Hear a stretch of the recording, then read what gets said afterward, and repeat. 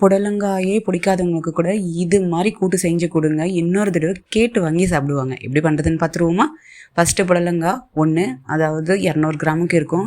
உள்ளே இருக்கிற விதை பகுதியை நீக்கிட்டு இது மாதிரி கட் பண்ணிடுவோம். குக்கரில் ஒரு கரண்டி, அதாவது 5 டேபிள் ஸ்பூன் அளவுக்கு பாசிப்பருப்பு சேர்த்துட்டு 2 தடவை நல்லா வாஷ் பண்ணதுக்கப்புறம் இந்த தண்ணியெல்லாம் வடிச்சிட்டு 250 ml தண்ணி விட்டு அடுப்பில் ஏற்றி ஒரு கொதி வந்ததுக்கப்புறம் காயை சேர்த்துட்டுருவோம்.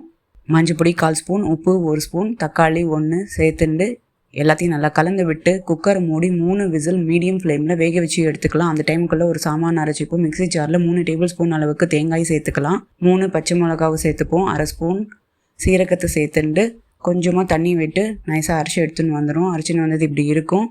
இங்கே 3 விசில் ஆகிடுத்து. அடுப்பு ஆஃப் பண்ணிடலாம். இது ஆறுனதுக்கப்புறம் ஓப்பன் பண்ணுவோம். இப்போது அடுப்பை ஆன் பண்ணிட்டுலாம் அரைச்ச விழுத சேர்த்துன்றுவோம். எல்லாத்தையும் நல்லா கலந்து விட்டு ஒரு கொதி வர விடுவோம். ஒரு கொதி வந்துடுத்து. இதுக்கு தாளிச்சுருவோம். 1 ஸ்பூன் தேங்காய் எண்ணெயில் 1/2 ஸ்பூன் கடுகு, 1/4 ஸ்பூனுக்கு பெருங்காய பொடி, 2 காஞ்ச மிளகா, கொஞ்சோண்டு கருவேப்பிலையை சேர்த்துருவோம்.